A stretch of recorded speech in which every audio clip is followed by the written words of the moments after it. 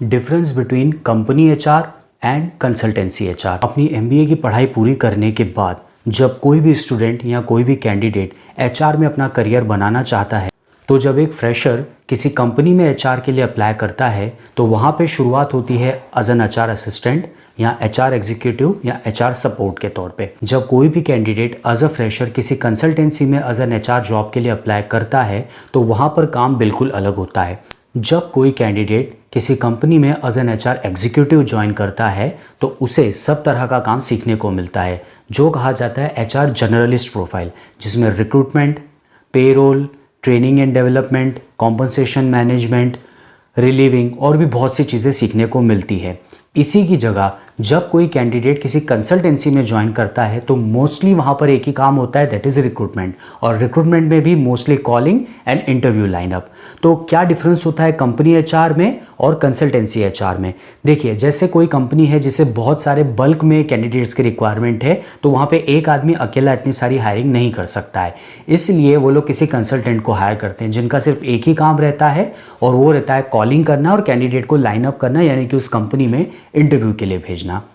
तो क्या डिफरेंस है दोनों के बीच में? एज एन एचआर एग्जीक्यूटिव जब कोई बंदा किसी कंपनी को ज्वाइन करता है तो वहाँ पर उसे सबसे पहले रिक्रूटमेंट सिखाया जाता है कि कैसे सोर्सिंग की जाती है, कंपनी के लिए जो मैन पावर चाहिए उसको किन किन माध्यमों से, जैसे naukri.com, ऑनलाइन, न्यूज़पेपर एडवर्टाइजमेंट के माध्यम से कैंडिडेट को इन्फॉर्म किया जाता है कि हमारी कंपनी में रिक्वायरमेंट है।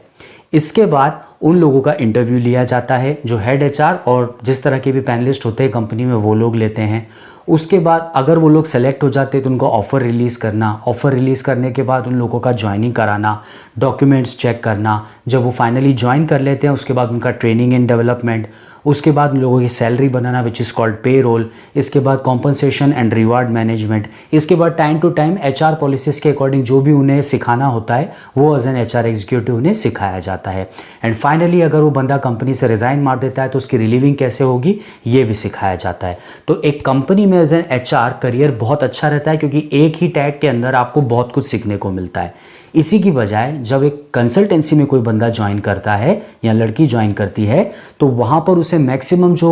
काम दिया जाता है वो कॉलिंग का होता है, जिससे आजकल के स्टूडेंट्स बहुत ज़्यादा फेड अप हो चुके हैं क्योंकि लगातार कॉलिंग करते रहने से वो मेंटली बहुत टायर्ड हो जाते हैं, थक जाते हैं। और एक जो सबसे बड़ी प्रॉब्लम है कंसल्टेंसीज के साथ कि वहाँ सारा काम टारगेट बेस होता है, जो इन दिनों एक बहुत बड़ी प्रॉब्लम चल रही है कि अगर कोई कैंडिडेट किसी कंसल्टेंसी में as an HR executive join करता है या एचआर ज्वाइन करता है तो वहाँ पर उससे एक टारगेट दे दिया जाता है कि लेटेस्ट से आपकी सैलरी है 20,000। अब आपको कैसे भी करके कंपनी को 1 लाख तक का या 1.5 लाख या 2 लाख तक का बिजनेस ला के देना है। इन शॉर्ट वो ये कहना चाहते हैं कि आप हमें 2 लाख कमा के दो और उसमें से हम आपको 20-25 हज़ार रुपये दे देंगे, जो बेसिकली टारगेट बेस्ड जॉब्स होता है। तो ऐसा नहीं है कि टारगेट्स के जॉब सिर्फ दूसरी कंपनी में होते हैं, as an HR executive HR को भी टारगेट बेस्ड काम करना पड़ता है। क्यों? क्योंकि एक कंसल्टेंसी पोर्टल किराए पे लेती है, ऑफिस लेती है, इंटरनेट का कनेक्शन लेती है, टेलीफोन्स और सेल फोन, सिम कार्ड सबका खर्चा उठाती है। तो उसका टारगेट रहता है कि जो भी बंदा हमारे यहाँ पे हायर होगा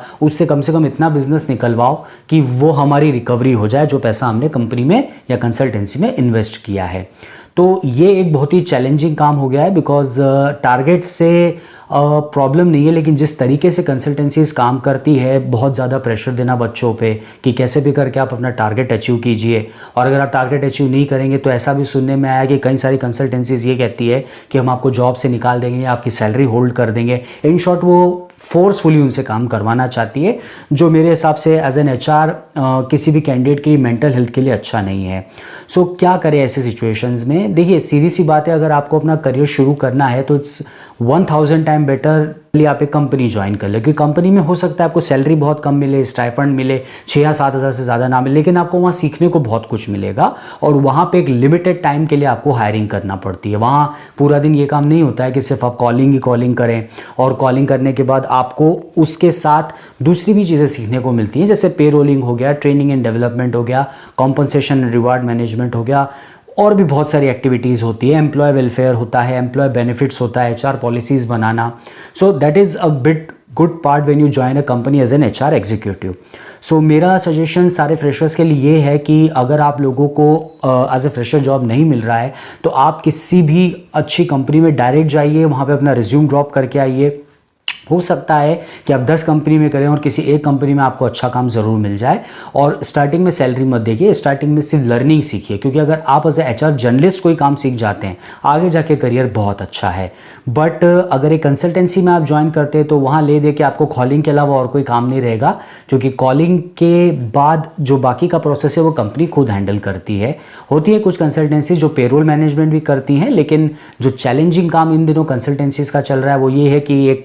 कैंडिडेट हायर कर लेते हैं और उसको 10-15 हज़ार जो भी सैलरी बनती है दे देते हैं और टारगेट दे देते हैं लाखों रुपए का कि कैसे भी करके तुम्हें बिजनेस ला के दो। सो वो मेंटली मैं नहीं मानता कि किसी भी एक कैंडिडेट के लिए वो अच्छी चीज़ है, बिकॉज कहीं ना कहीं उसको भी खुश रहने का हक है और मेंटली टेंशन फ्री रहने का हक है। तो मेरा ये मानना है कि इस पॉलिसीज़ को चेंज करना चाहिए, बिकॉज सेल्स कोई ऐसी चीज़ नहीं है कि आप किसी पे प्रेशर डालोगे और वो हो जाएगा। क्योंकि अगर आप एक कंसल्टेंट हैं तो मार्केट में और भी बहुत सारी कंपनीज़ है, वो भी हैं कंसल्टेंट, तो कंपटीशन चलता है। तो जो बेस्ट सर्विस देगा, मेरा ये मानना है कि सेल्स के लिए प्रेशर देने से बेहतर है आप उसे सर्विस कैसे बेहतर दें वो उसकी ट्रेनिंग दे, ताकि वो अपनी सर्विस को बेटर करे, अपनी कॉलिंग क्वालिटी को बेहतर करें, अपने बात करने के ढंग को सुधारे। तो मुझे लगता है कि इतना फिर सेल्स के लिए प्रेशर देने की ज़रूरत नहीं पड़ेगी। सो ये डिफरेंस है कंपनी एचआर और कंसल्टेंसी एचआर में। जो बेसिक डिफरेंस होता है वो मैंने आप लोगों को इस वीडियो के थ्रू बताना चाहा है। So I wish you all the best for the freshers who want to join in HR और recruitment industry. So be careful before selecting a company and all the best.